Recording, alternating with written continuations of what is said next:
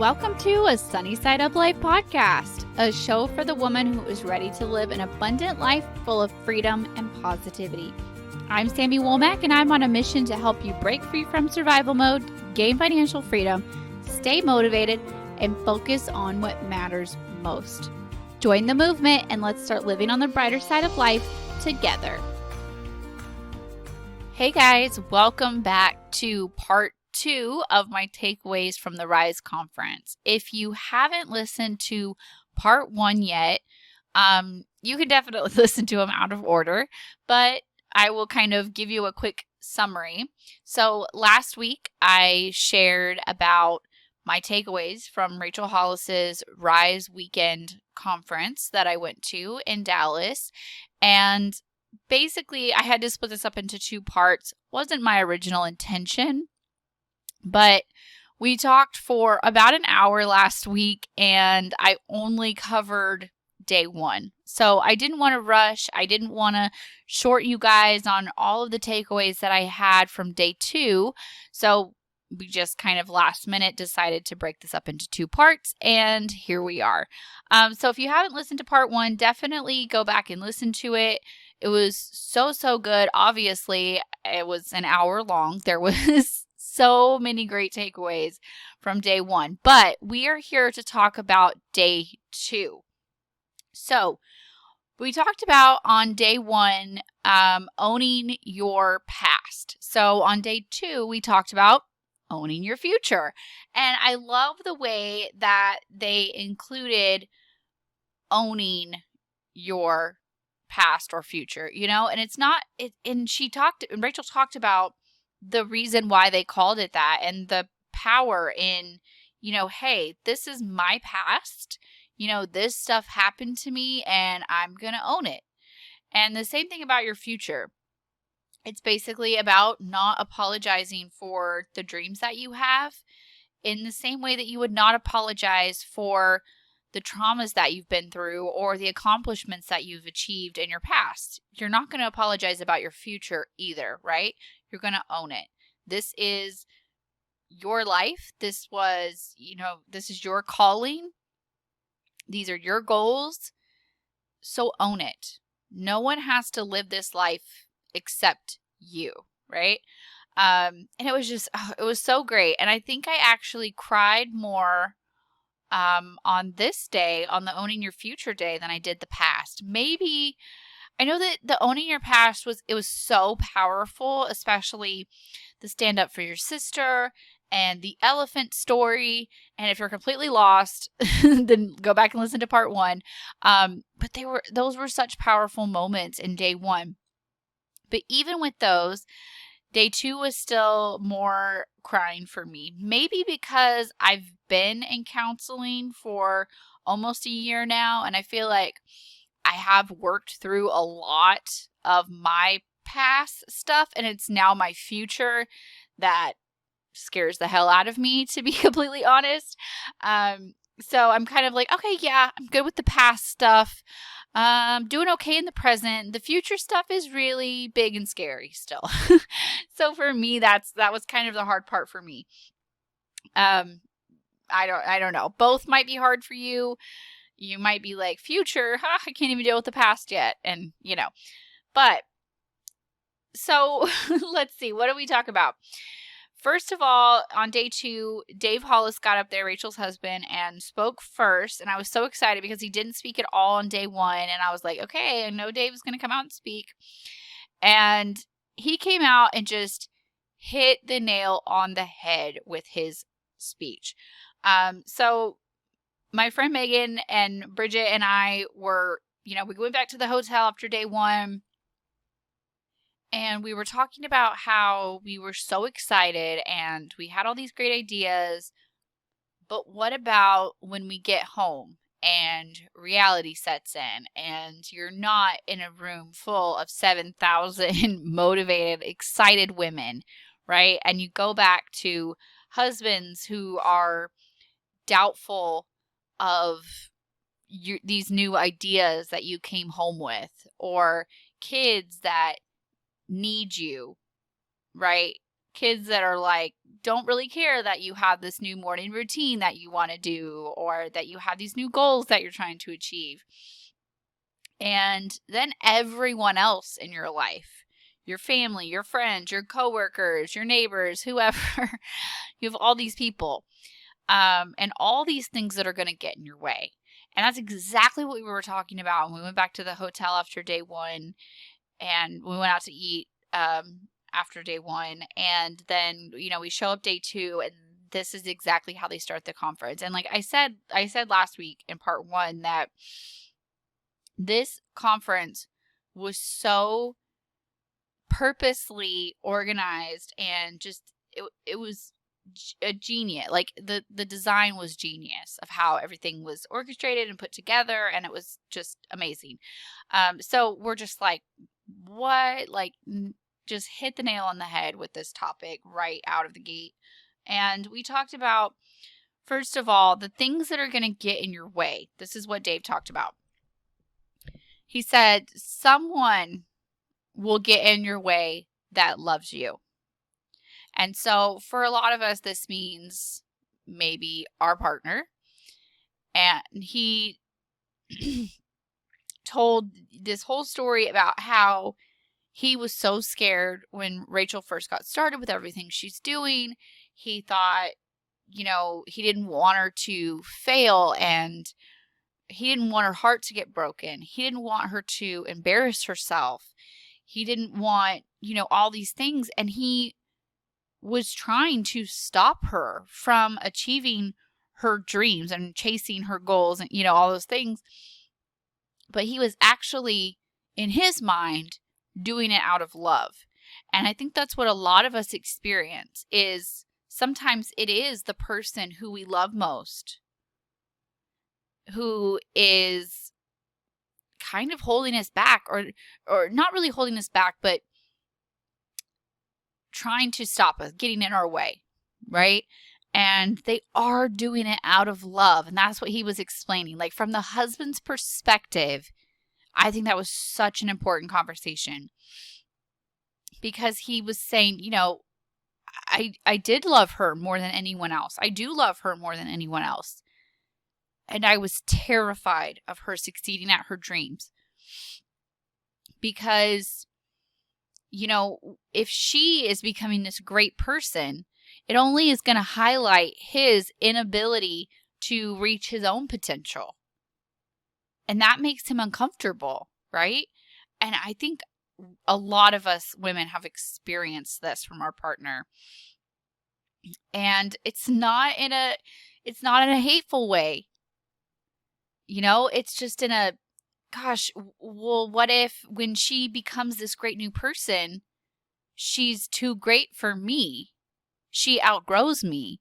Or she gets really smart and she's like, hey, he's actually not as cool as I thought he was, or he's not as great as I thought he was. I can do better now.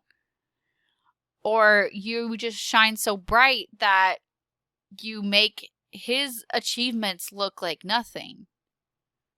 Or you get your heart broken, you fall down, you fail, you get embarrassed, and he just can't stand to see you heartbroken from failing. And so he tries to protect you and keep you in this bubble out of love. And we do this to our kids sometimes, don't we? Like, we put them in a bubble, we coddle them, we suffocate them, and it's too much, right? And it is done out of love. And I think just, obviously just knowing that isn't going to stop your husband from not doing it. But I think recognizing it is going to be like, okay, maybe there's more to this story. Maybe he doesn't hate me and want me to fail at my dreams. What's really going on? Is he really afraid I'm just going to get my heart broken? Is it really just highlighting how he's not chasing his dreams? Is he really just afraid maybe I'll outgrow him and not love him anymore?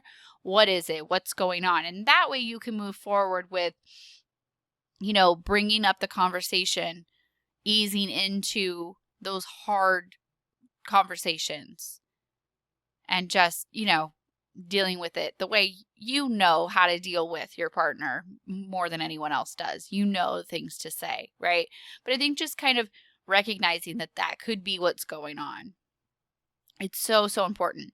But he also talks about like the opinions of other people. And we all know this, you guys. This is not like the first time we've talked about this on the podcast at all.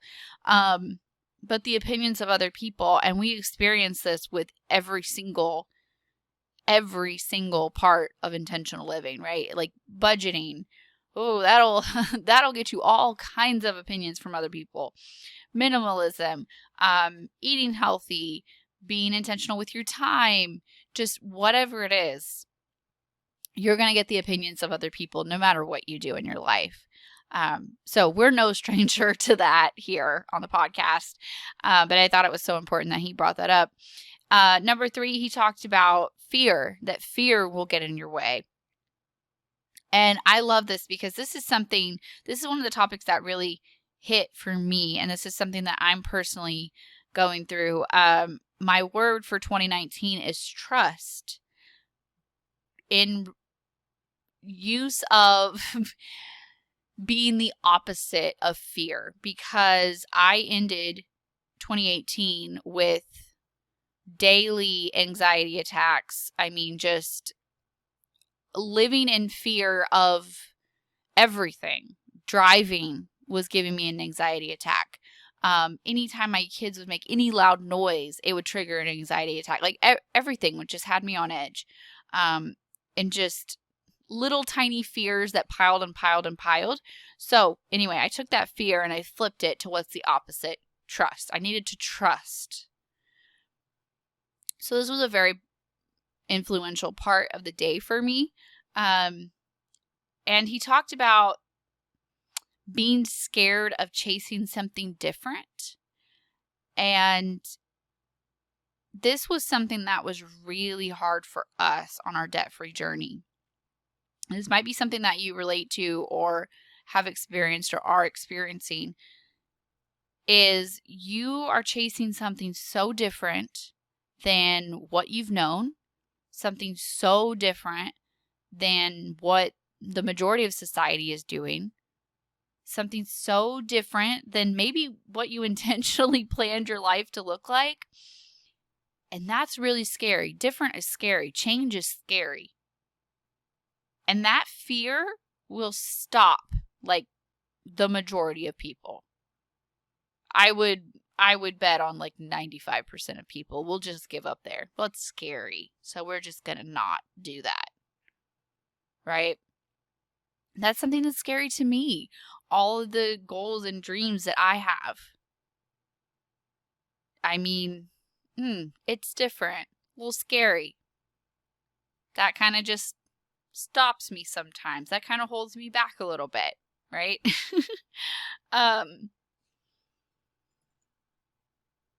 But he also talked about that you do manifest things when you believe in yourself. You make things happen. That's why affirmations are so powerful. That's why positive thinking is so powerful.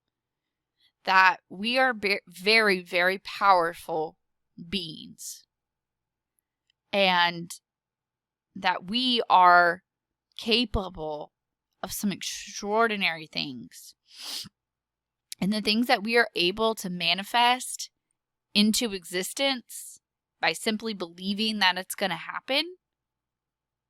Jen Sincero has this part in, I think it's in the original You Are a Badass book, where she says, it could be in one of her other books, but she says that manifesting a dream and writing it out or saying it as an affirmation or believing that it's true, which is, manifesting it, making it happen, basically, is basically like placing your order and just assuming that you're going to get it.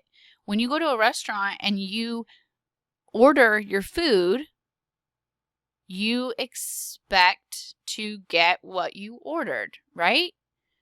You don't ever doubt. Sometimes it's not exactly what you thought, but when you first order it, is there any doubt in your mind? You're just like, hey, I ordered a cheeseburger. Probably going to get a cheeseburger in a little bit here. I'm just going to sit here and wait. That's exactly what manifesting is. You believe it to be true, right?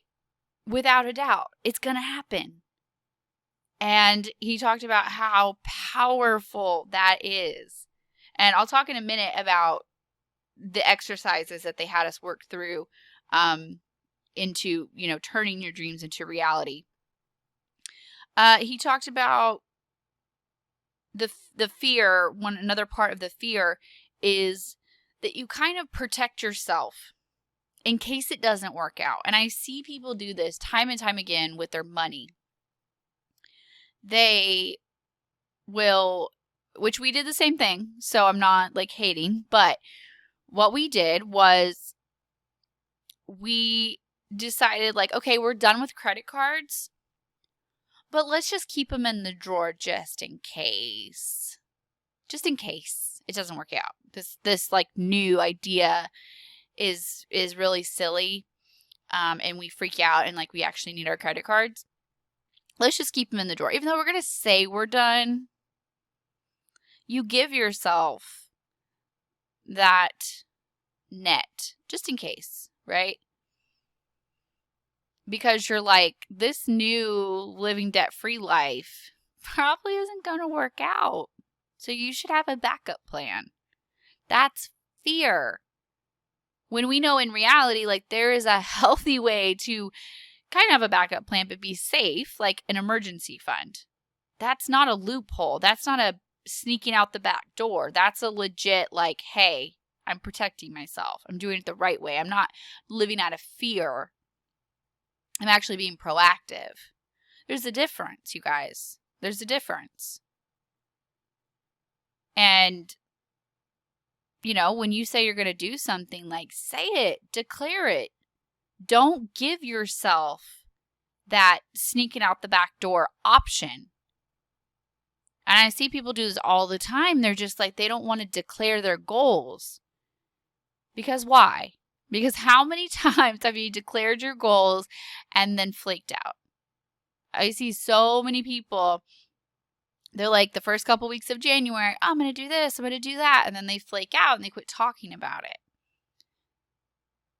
They don't find a way to hold themselves accountable. They give themselves an exit. They give themselves a backdoor exit where they can just like sneak out real quiet. Oh, I never actually had that goal to begin with. Right? You got to protect yourself in case it doesn't work out. You guys, that's fear. And I don't know about you, but I don't live in fear. I mean, I do. I do because I'm human.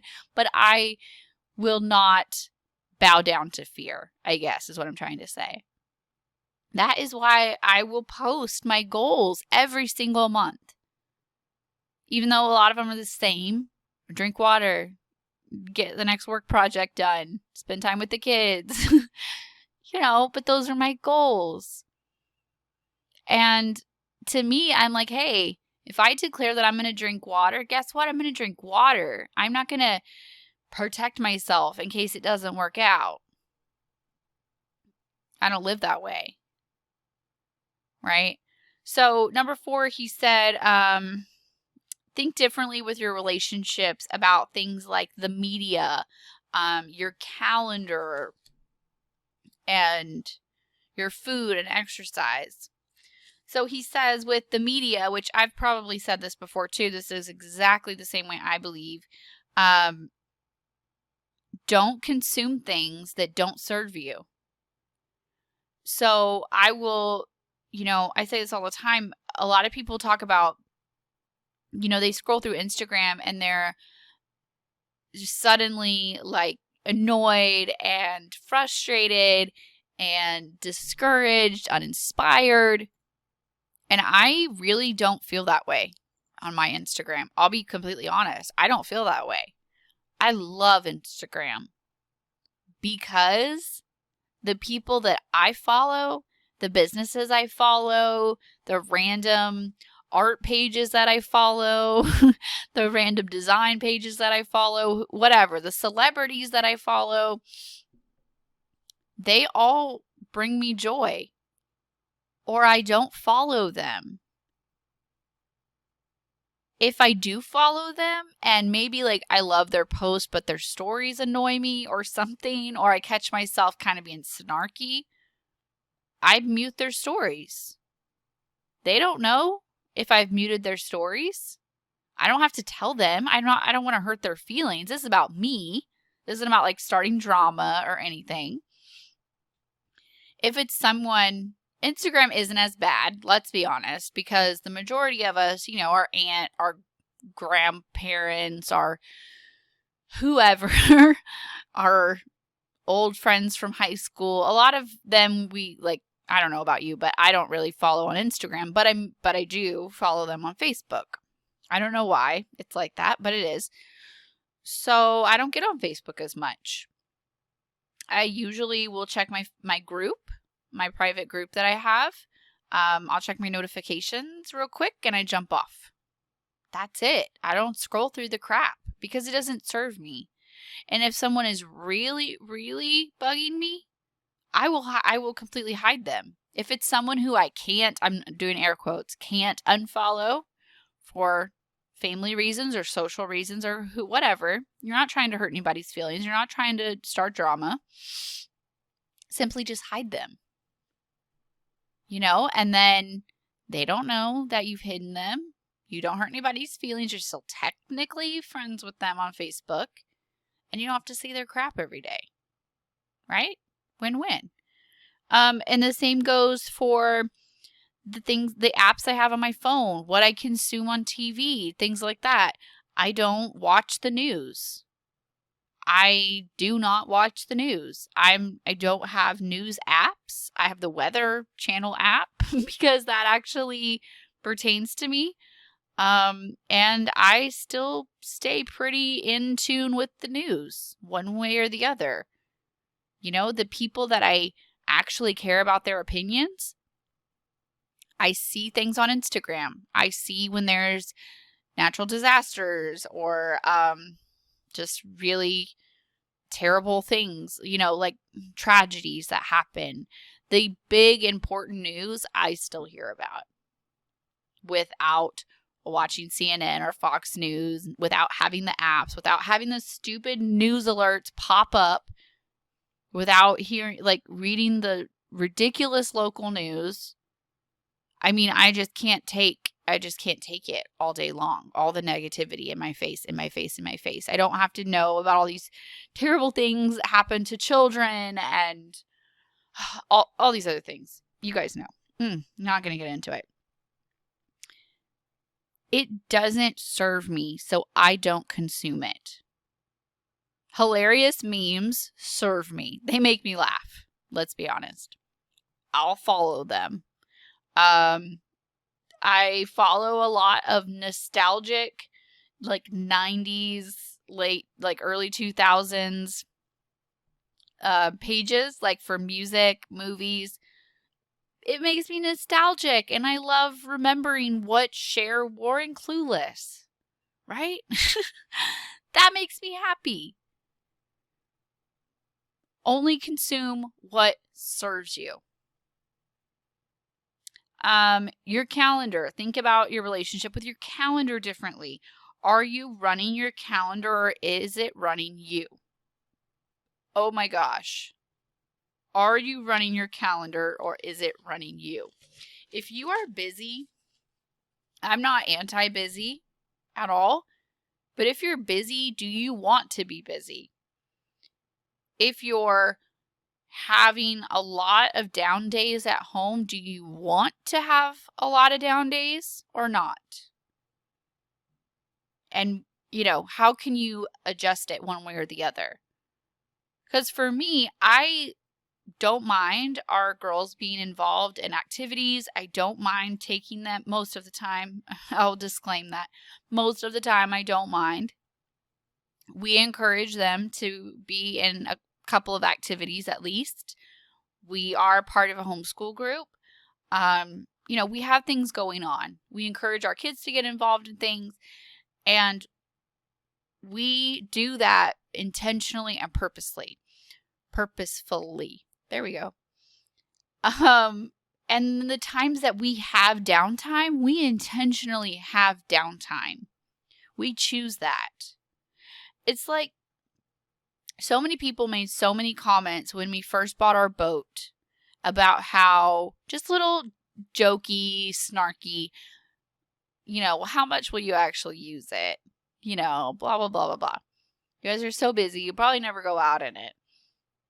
You guys, we go out in the boat all the time because we are in control of our calendar. And if we want to go on the lake, we look at the calendar and go, hey, you want to go Tuesday for like 2 hours before it gets dark? Yeah, cool. All right, let's go. And we go, right? We're in control of the calendar. And this one, which I put some of these quotes in the show notes for you guys, because sometimes when you're listening, maybe you're driving or doing dishes or whatever, and you don't get a chance to write them down. Always check the show notes because I do put some quotes in the show notes for you guys if I can remember which quotes I said. This one I did though. Your dreams deserve a place on your calendar. Yes. Your dreams deserve a place on your calendar. It's your calendar. It's your life. Yours. It's not just your kids' life. It's not just your partner's life. It's not just your parents' life. It's not just whatever organization you're involved in. It's your life. If your dreams involve your kids, involve your partner, that's great. My dreams do. Yeah, part of my dreams is to show up for my kids, to drive them to dance class, even though sometimes I dread it. That is part of my dream. Part of my dream is to be an intentional, present mother, to raise well-rounded, strong women. And I believe that part of that is taking them to their activities. That's part of my dream. And if it wasn't, it wouldn't be on my calendar. Right? Doing things for my husband, showing up as my role in the family, that's part of my dream. And so when I do it intentionally. But another part of my dream is doing what I'm doing right now, sitting here talking to you guys. I etch out time in my calendar to record podcasts. My kids are asleep right now because it's my dream and it deserves a place in my day.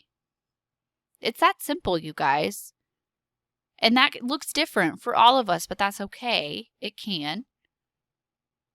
Right? Remember that. Please remember that. Because nothing breaks my heart more than a worn down, tired woman. A wife, a mother, a employee, a business owner, whatever her role is. If you are not showing up for your dreams, no one else is going to. They matter most to you, and you can't find places for them on your calendar. Who do you think is going to do it?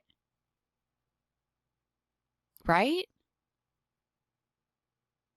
So they also talked about what Dave Hollis called front-loading your calendar, which I had never heard it put that way. Maybe that's a common term and I just live under a rock. I don't know. But front-loading your calendar. I actually do this, and I didn't really realize that there was a term for it, and I already do it. I talked about this in my Fresh Start Weekends episode, which was episode 43, and I linked in the show notes, but you can always, scroll back through the previous episodes to 43. And sorry, I'm like hitting my microphone stand because I talk with my hands too much. So if you ever hear that loud smack, that's what it is. So I talk about that in that episode, the Fresh Start Weekend. It's basically like you plan your calendar at the beginning of the week. I do it on Sundays, whatever the beginning of the week is for you. Sometimes, it's different days for different people sometimes. And you intentionally go into your week. I do that with my calendar. I do that with my budget. I do that with my home, my laundry, meals, everything. And some days that's for some categories, that's different days. So like our budgets start on Thursday. So usually our meal plans start on Thursday. But my household chores, my laundry, things like that, it starts on Sunday. My calendar starts on Sunday. My work schedule, I plan it out on Sunday. It starts on Monday. So it doesn't have to be exactly, all the same to have the same effect. Basically, my idea behind the Fresh Start Weekend is that instead of catching up from the week that just happened, you're getting a fresh start on the week ahead. So even with some things that literally are the same thing, it's just flipping your mindset, like the laundry, for example. Instead of thinking, oh, I'm doing all the laundry from the week that just happened, I think, no, I'm getting all the laundry clean for the week that is about to happen. Does that make sense? Instead of going back and seeing how much money I wasted from the week before, I'm going to go ahead and plan what I'm going to spend for the week ahead. It's literally no different. You basically would still be sitting down on Sunday to fold your laundry. You'd still be sitting down on Sunday to plan your budget. It's just your mindset has flipped from, I'm not letting life happen to me. I'm not catching up from it. I'm being intentional and I'm planning what is ahead of me. I'm going to front load all of this. I'm going to get a fresh start on it, whichever way you want to put it. Okay, if you haven't listened to that episode, please listen to it. When I started doing this, I don't know, like a year or two ago, it changed everything for me. And it has made me feel so much more on top of things and together. And I started doing this when I was in the worst of my anxiety because it helped me so much. So maybe it'll help you. Okay. He also talked about your food and exercise. He talked a lot. He said, basically making your mindset be that you're blessing your body with food and movement that make you feel a certain way, that make you feel good. You're blessing your body, not punishing your body for the things that you ate. Not running on the treadmill for an hour to punish your body for eating cookies. You're instead blessing your body with water because it needs water and you care about your body and you'll bless your body. I don't have a lot of notes on that section because honestly, this is probably the area that I am still struggling with the most of all of the intentional living topics. So maybe in a year or two, I'll have a lot of takeaways. This is honestly not my strong suit. The thing that I have been doing the best with is my water. I am getting really good at drinking my water that I'm supposed to drink. Food and exercise, not so much. So I will check back with you guys when I have more takeaways on that. The one thing that I did write down that has really helped me and I'm trying to keep in the front of my mind on the topic of food and exercise is Rachel mentioned that a power plant, let me get this right. It was the power plant analogy that a power plant does not create energy out of thin air. It generates energy.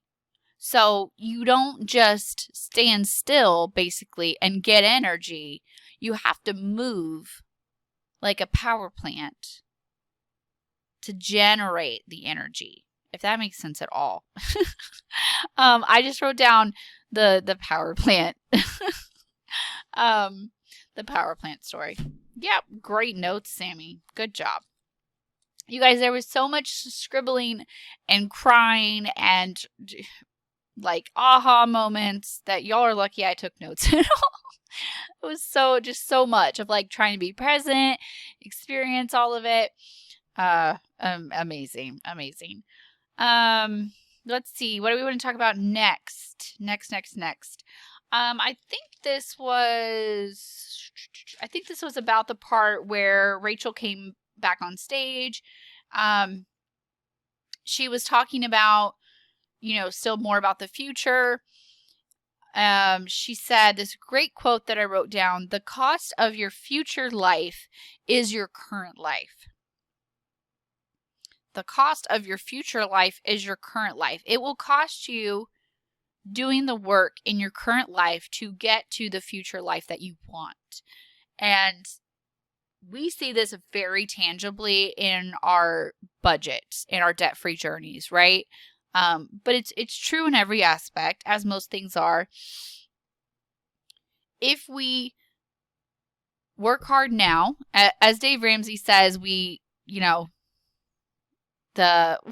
does he say? Live like no one else, so later you can live like no one else. There we go. The most famous quote, and I totally blanked. If you live now like no one else, then you can live later like no one else, right? So if you give up things, if you focus, if you work hard, if you, go after your dreams, you are frugal, you are smart with your money, you are smart with your time, all these things currently, that is what makes your future life possible. The fact that 5.5 years ago, we sat down and wrote out our first budget and got serious about this, decided we were done using our credit cards, decided that we were going to get our act together, we were going to do this for real, and it was really hard for the first couple of years there. The first 3 years, it was rough. It was, clipping coupons and rolling change and selling things and just eating at home day after day after day after day, never ending. It felt like never ending. Just totally changing things that we were doing. But we gave up that current life for such a small amount of time, really. 3 years? Yeah, when we were in it, it seems like, oh my gosh, day after day. But now I look back and I'm like, that was it. And maybe your timeline is a little bit longer. I mean, ours, it wasn't just 3 years, but the hardest part of it was about 3 years. After that, it got easier after we were consumer debt free, and then all we had was our properties, and we waited for our properties to sell, and et cetera, et cetera. We waited to build up our emergency fund, all the things. It got easier and easier. But the point is that we were willing to sacrifice that current life for the future life, which is now our current life. It's like the Matrix, you guys. And, looking back, people were like, oh, well, I don't want to give up my current life because you only live once, You guys, it wasn't that bad. It really, really wasn't. There were so many good things, even in that period of time. There was so much good. It was just the fact that we chose to see the good. We chose to see, okay, well, yeah, we are going to eat at home day after day after day. But look at the quality of meals, and we started eating healthier, and we started, having that quality family dinner that you just can't have at a restaurant. It's loud. Your kids won't sit still. The waiter is coming to ask you questions in between every conversation. Every time your mouth is full, they're like, hey, do you want more water? When you're at home, it's just you guys. Nobody has to wear shoes. The kids don't have to be fully dressed, whatever. You don't have to be on your very best behavior. You're just there. And somewhere in that, it doesn't seem like, oh, we're eating at home day after day after day.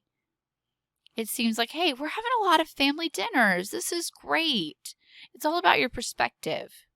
It's all about your perspective. But we were willing to change that small period of our current life in order to have a debt-free life now.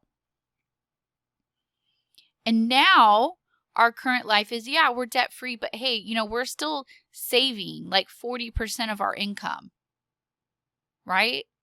Maybe more. The numbers aren't in yet. The year's not over. We'll see. We'll see. We're doing our best. I really wanted to save like 50%, but that's not happening.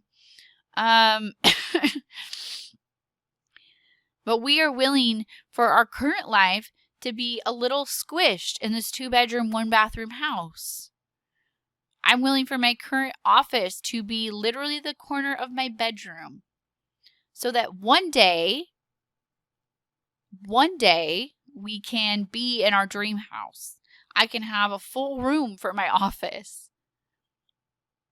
And on and on and on and on and on, decades from now, right? Think about that. So another quote I wrote down was that our past, our present, and our future cannot coexist. And I think, to me, that means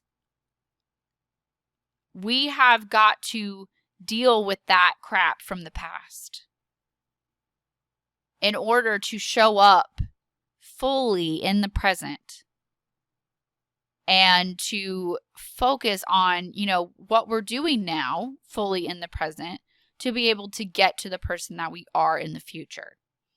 And I like to think of, maybe that just makes me like have multiple personalities or whatever, but I like to think of certain blocks of time, certain seasons of life of different versions of myself, like literally different people.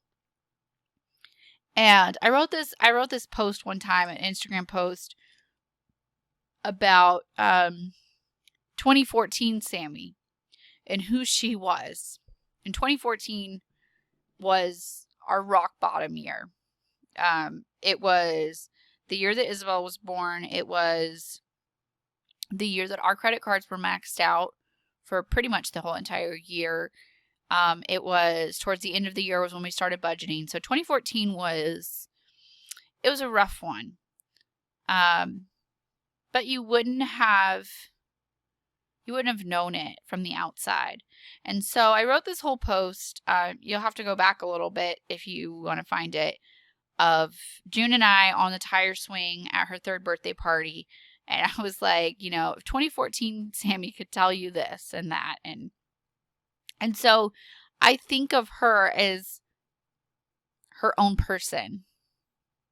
I think of 2019 Sammy as her own person. And future Sammy is, girlfriend's got it going on. Let's just say that. She is going to be amazing. I'm really excited to meet her. So I wrote, I'm going to talk about that, who that future Sammy is going to be in a minute. And how I know that she's going to be awesome. But I also wrote down, become comfortable with being uncomfortable. If that is not a anthem of the debt-free community, I don't know what is. Become comfortable with being uncomfortable. You know, you might be driving a 12-year-old vehicle like I am. You might be living in a 2-bedroom house. But my life is pretty good and pretty comfortable. A lot of people might think that's uncomfortable. Like, oh my gosh, you drive a 12-year-old vehicle, you have 200,000 miles on your car, and all 3 of your kids are in 1 bedroom? That seems a little uncomfortable. Nope. I have become very comfortable with being uncomfortable. I think that's a great quote, you guys. Okay, so we talked a lot about the hope in the future, your hope in the future is power in the present. So that means that hope that you have, that dream that you have in the future, that is ultimately the power, the motivation that gets you through the present, right? So say your hope for the future is to be debt-free one day. That hope, that vision, you can see it, can't you? You can taste it. You're like, yes, if I was debt-free, I would do this and this and this. Maybe you'd be like me. When I was like first debt-free, I was just like, I remember buying groceries for the first time when we were debt-free. And I asked Daniel, I said, what does a debt-free person get in their groceries? And he was like, I don't know. And I'm not kidding you. I bought Paul Mitchell shampoo because I had been buying like the cheapest, crappiest shampoo because I was in debt and I was doing what I had to do. And I was like, debt-free me uses good shampoo. Not the best because I'm still cheap, but above average shampoo is what debt-free me uses. I knew who that debt-free me was going to be, right? Like I got her. She like does her hair and stuff. That hope for that future me, that debt-free me, like I had these ideas of like who she was going to be, right? And that is what got me through that day after day of like, oh, we're going to be in debt forever. What is going on? And now that hope for the future of our future home and retiring my husband and all these things, like driving a cash flowed Range Rover, legitimately on my list. We'll talk about that in a minute. That hope for that future Sammy, like 40-ish is what I'm thinking. Okay. I'm talking like 10 years. That hope for 40-year-old Sammy is what is getting me through living in a 2-bedroom house. So I'm like, it's okay. I know where I'm going. I'm good. I'm totally comfortable being uncomfortable right now because I know where I'm going. And you guys, you know what that does? It makes you comfortable. You are as happy as you make up your mind to be. Who's heard that?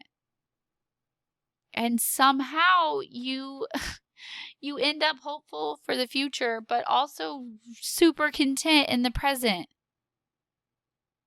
And isn't that what we all want? Yes. Yes.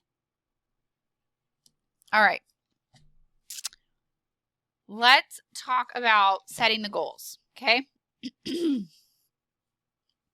Let's talk about setting the goals. So if you are familiar at all with Rachel's Start Today journal, you don't have to actually buy the Start Today journal. I didn't. I hack and like do my own. Because she tells you that herself. She's like, guys, you don't have to buy the journal. Like the journal's pretty, and if the pretty thing inspires you, okay, cool. Here's a journal. If not, like just grab a notebook or your own journal. I happen to have a blank journal that my grandma had given me. She brought me home as a souvenir from a trip, and it's it's yellow. Y'all know it's yellow. Of course. And so I was like, I got home from the conference and I had done this kind of sorta. Okay, last year, it's almost my birthday. I'm about to be 31. Last year I turned 30. That's how math works. And like a normal human woman, I was like, oh my God, I'm turning 30. I had a little bit of trouble with it.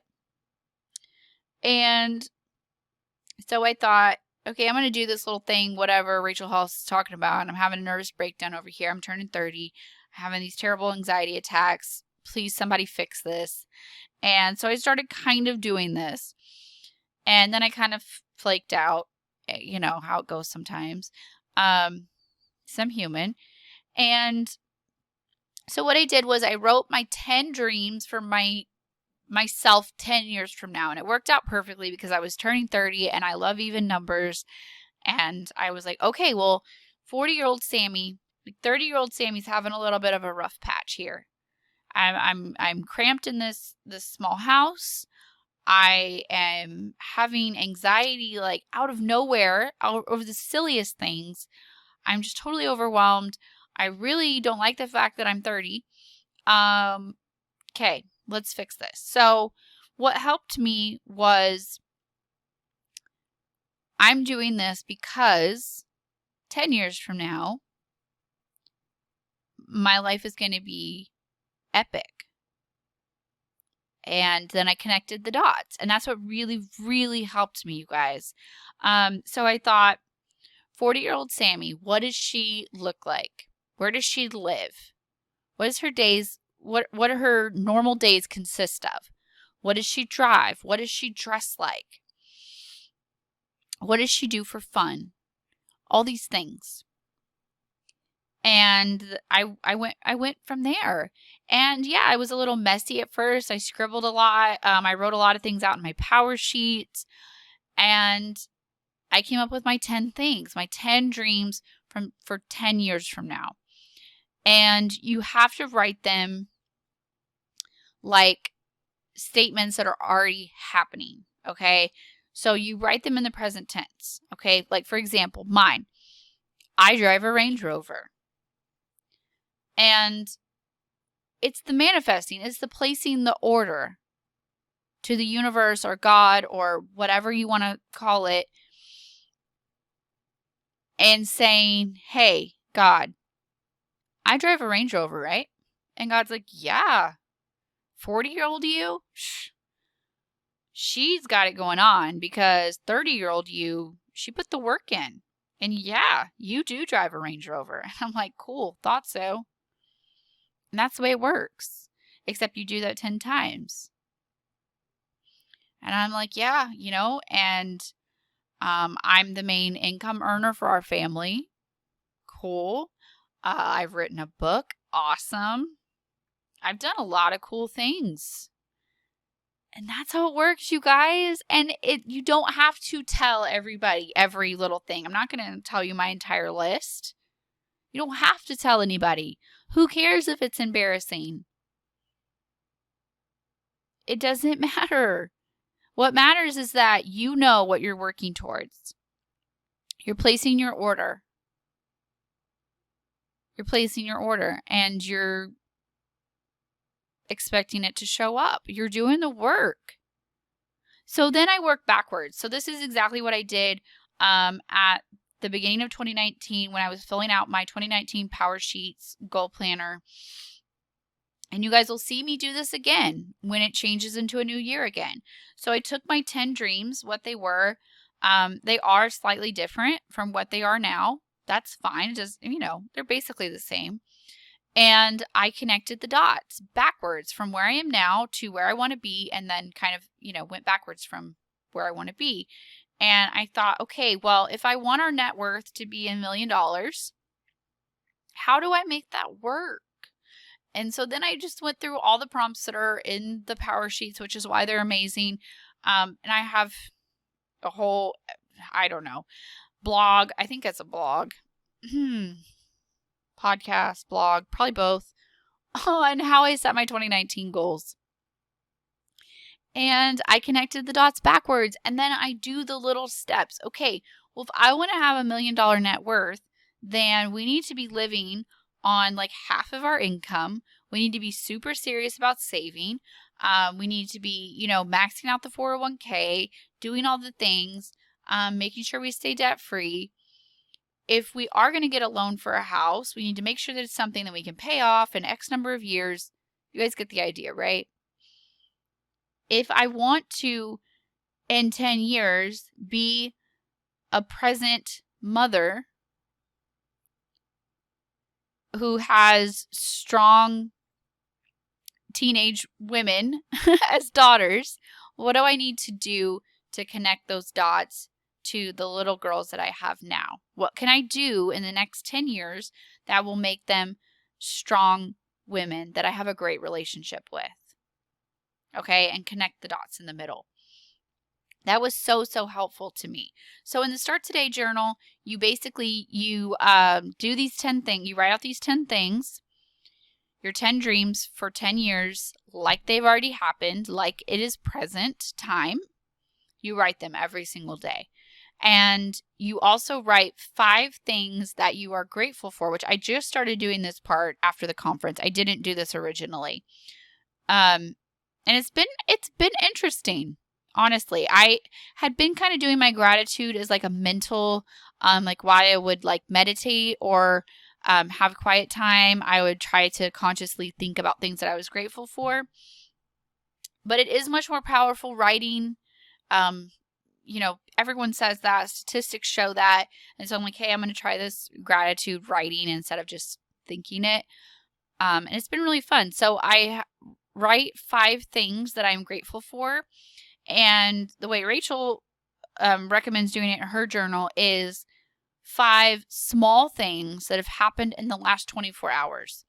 And so it's something like, your kid ran up to you and gave you a hug, like for no reason. Or someone was really nice and let you in traffic. Or the person ahead of you like paid for your coffee at Starbucks or like whatever. It can be anything. And actually the small stuff is really, I think, what brings you the most joy a lot of times, right? It's those small little things. And it's like when you write those small things, it makes them seem not so small. It makes them seem really important because they are. So let's see, what else? Oh my gosh, you guys, just, if you can go and like honestly afford it, like if you can put it in your budget, not max out a credit card, like legitimately go to the conference, it is so worth it. Like I'm almost 2 hours in now at this point with part 2, and I couldn't even tell you. There were so many things like I didn't even talk about at all. So we did have, we had after lunch on the second day, we had a panel of women, and she called it How She Built This. And it was 3 business women. It was Charis Jones, who is the owner of Sassy Jones, Joy Cho, who is the owner of Oh Joy, the brand that you'll see at Target a lot. And Jamie Kern Lima, she is the CEO of It Cosmetics.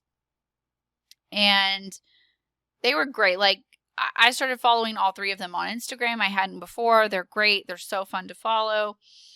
And it was just like, they were amazing. They were amazing women. And having the 3 of them plus Rachel on stage all at the same time doing kind of a panel. Rachel was kind of interviewing them, asking them how they've handled, their success and how they got started, how they've juggled having kids and all these things one by one, and hearing all of their stories was so, so inspiring. And Rachel's saying, like these are the women that I surround myself with. And, she's like, I want to grow my business and to be, what did she write down? 10 million or $100 million business, something like that, a big number. And then here she is sitting next to Jamie, and Jamie has sold It Cosmetics for $1.2 billion to L'Oreal or something like that. And she's like, yeah, so my dreams might sound kind of big, but she's like, these are the people I'm hanging out with. Like, these are the people I'm surrounding myself with. And so I think that same thing, like, I want to be debt free. Like, I am debt free, but like, I want to continue to be debt free and retire my husband early and do all these things. And that seems really crazy by normal standards, right? But I follow these people on Instagram. I'm friends with these people on Instagram who are like Shung, and from Save My Sense, and already in her 30s and already has a 7-figure net worth. You know, there are so many amazing people. And so I'm like, hey, you know, I am surrounding myself with people that inspire me, encourage me. And it's the same thing like with what you're consuming. Does it serve you? I make sure that if I'm going to be on Instagram, it's serving me. I'm hanging out online with women who are doing amazing things, who are inspiring me, who are serving my goals, right?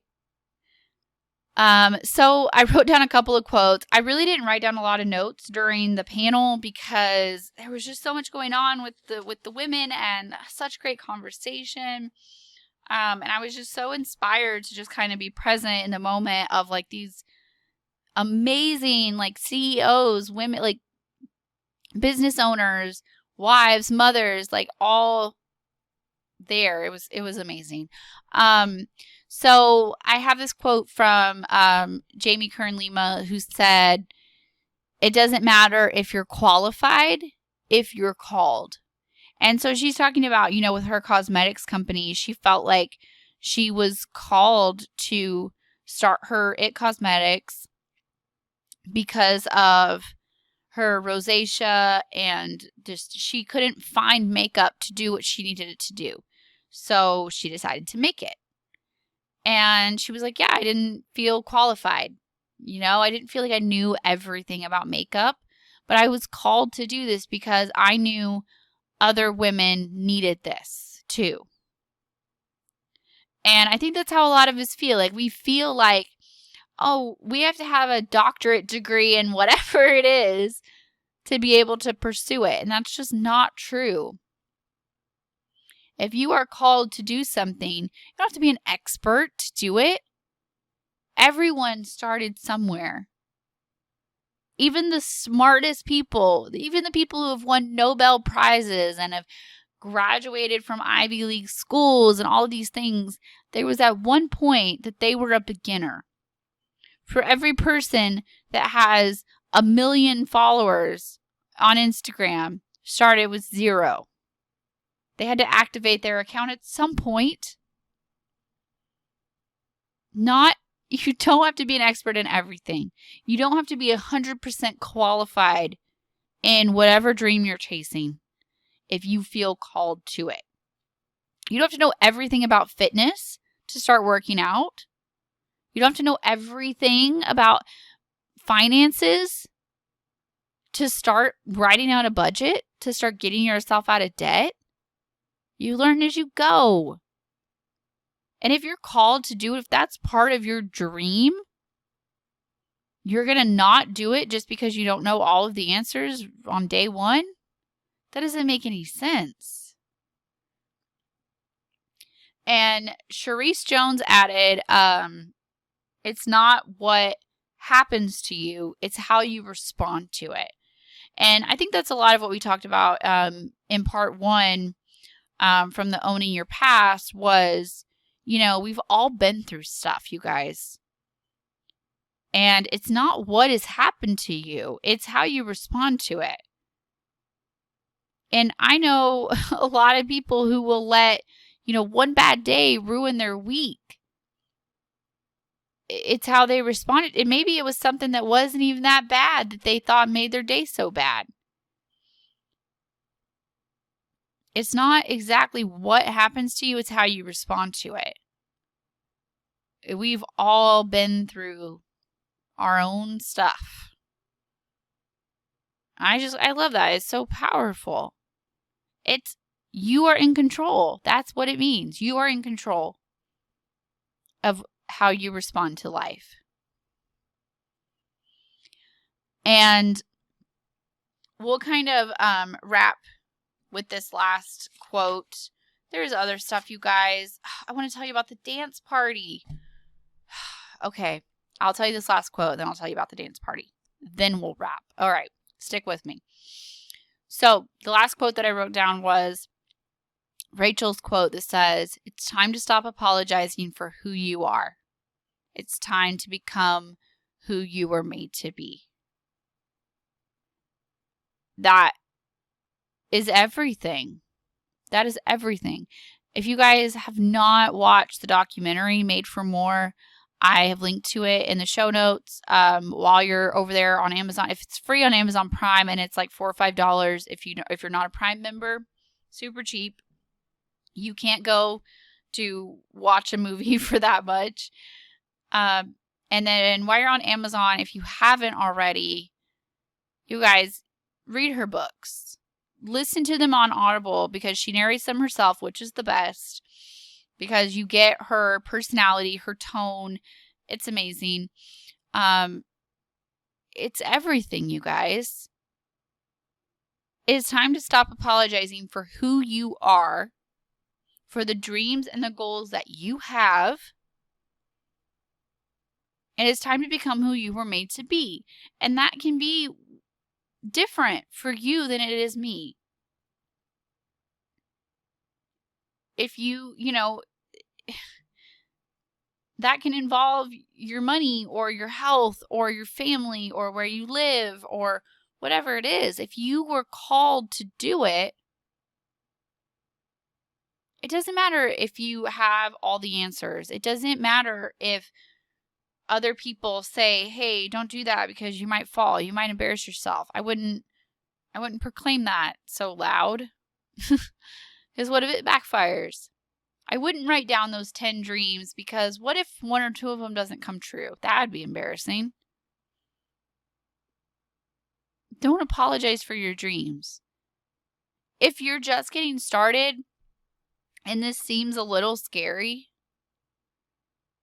if you're still, walking on your baby legs, write them in your journal. Keep it to yourself. Stick your journal somewhere that nobody else is going to see it. And just start. If that's where you need to start, no shame. If you start by drinking 1 glass of water, if you start by hitting play on 1 audiobook, going to the library and checking out 1 book, do it. Even if someone's like, yeah, you said that last year. You said last year you were going to start drinking water. You said last year that you were going to start reading more. And you didn't. Who cares? Don't apologize for trying. Don't apologize for trying. This is your life. Okay? So let's talk about the dance party. Let's switch from that super serious conversation. So I want to talk about the dance party and then we'll go. So the dance party was amazing. I did not want to go. Megan and I both did not want to go. We're both introverts. I said in one of my posts, my recap posts, that's what it was. I also linked to those in the show notes if you want to see my recap Instagram posts.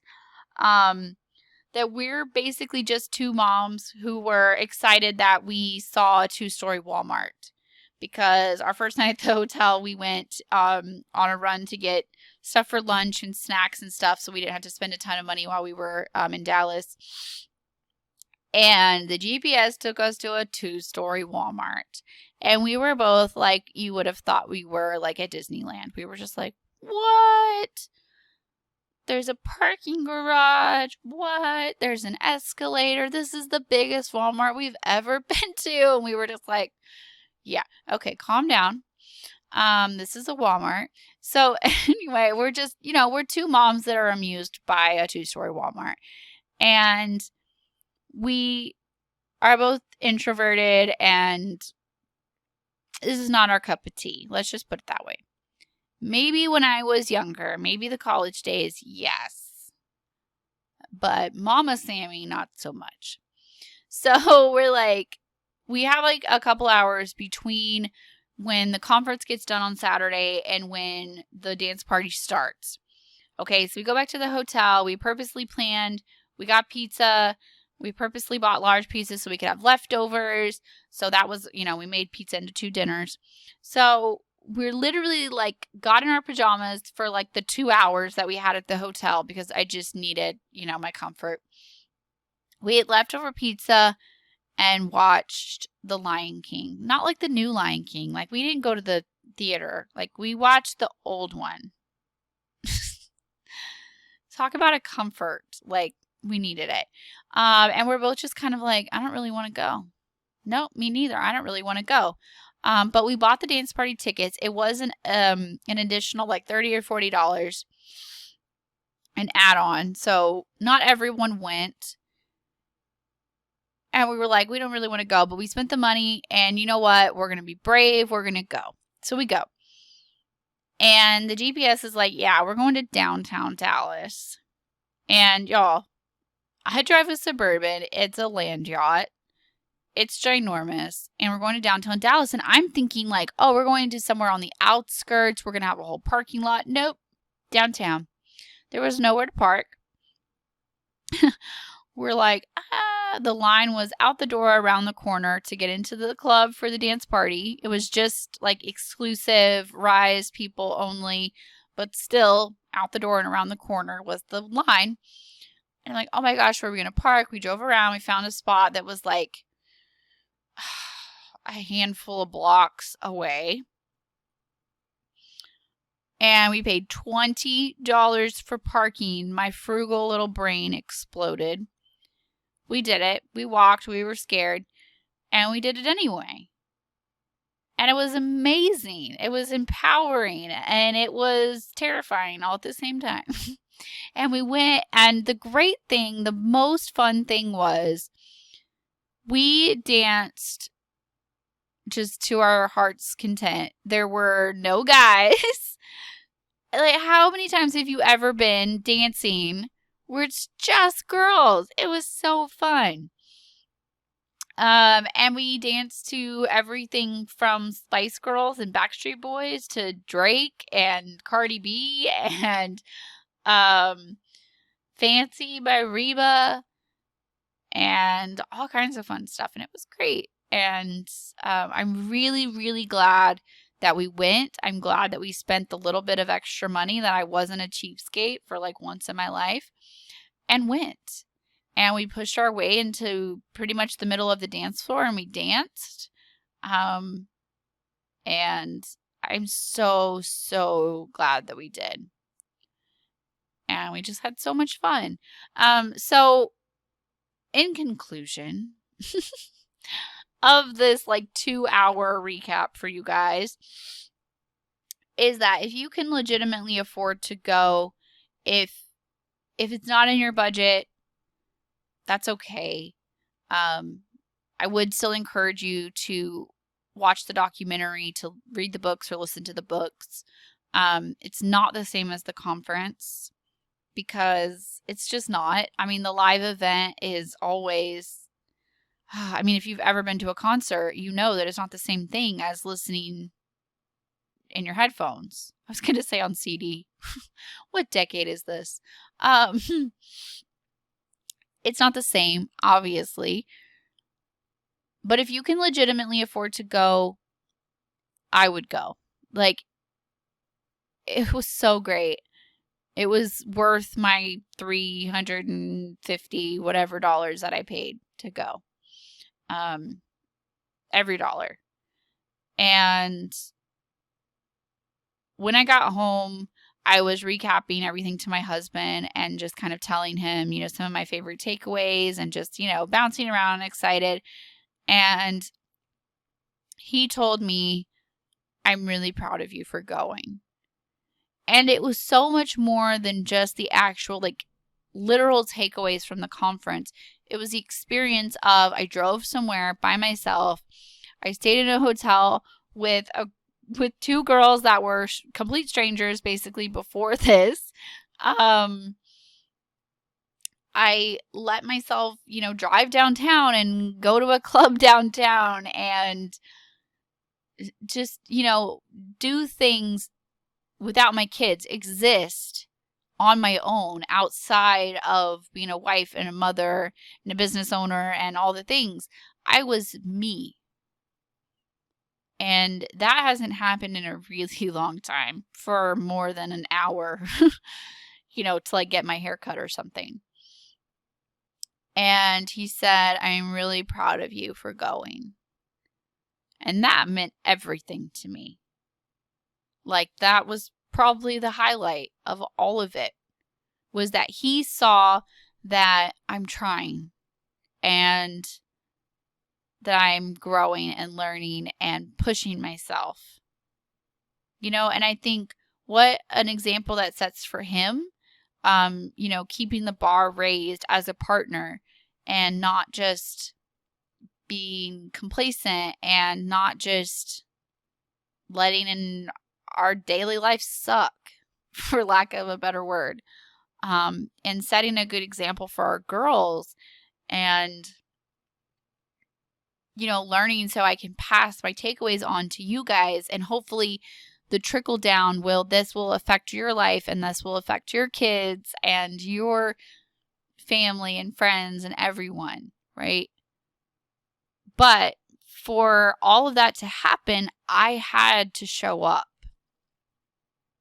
And I've been writing a lot in my journal about like my specific goal for the day. In my air quotes start today journal, my hacked start today journal, my intention for the day. And I've been writing a lot. Show up in whatever you're doing. If you're working on a work project, show up for your ladies in your community. If you are doing mothering things, show up as the mom that your kids deserve. If you are showing up in your role as a wife, show up and be the kind of spouse that your partner deserves. And be, just in general, show up in your life. Don't let your life just happen to you. That doesn't always have to be a 4-day conference or, 4 days away. The conference is only 2 days, but I was gone for 4 days. That doesn't have to always look like that. That can look like that first glass of water, showing up for your body. That can look like going to the library and checking out that book and showing up for your future. I think that's my biggest takeaway from the entire thing. The importance of showing up for your past, your present, and your future self, because she needs you. And if you won't fight for her, who's going to fight for her? If you're not going to help her get over stuff that happened to her in her childhood or her teenage years or last year, if you're not going to help her front load her weeks and be intentional with her calendar and show up as the best version of herself in the present, who's going to do it? If you're not going to help her get to those 10 dreams 10 years from now, who else is going to do it? You think a stranger on the street is going to stop by and go, hey, I heard you have 10 dreams. Let me help you fix them and just get there. Nope. No. You have to show up for your life. That's it. That's my biggest takeaway. So, I hope that this episode and last episode helped you. I hope that it inspired you. I hope that this helps you get some kind of takeaway without actually going to the conference, because I know it's not in everyone's budget. And I know that sucks because I've been there. So I wanted to share what I could share. There was other things, but my goodness, you guys don't want to listen to me talk about Rise for 5 hours. I hope that helps. You guys, please share the episode. You never know who could benefit from this message. Remember to be leaving reviews so I can shout you out. Subscribe if you haven't already. That way you make sure that you never miss an episode. It also helps for new ladies to find the podcast by the number of subscribes and reviews that we have, by the number of downloads that we have. It helps it go up in the charts in iTunes, which makes it easier for new listeners to find it, which is the ultimate goal here, is to reach as many women, help as many women as we possibly can, and that we're in this together, you guys. All right? So that is it for me this week, you guys. Don't forget that my new course, Control Your Crazy, is coming out very, very soon. We're going to talk more about that next week. If you scroll down in the show notes, you will find a link to Control Your Crazy where you can get on the waiting list. So you can be one of the first to know when I have all of the details of the release date and all of the details of what is going to be included in the course. So get on the wait list if you haven't already. It's going to be so great, and I cannot wait to share all of it with you guys. All right, I'm going to go. I will talk to you guys next week. Bye, guys.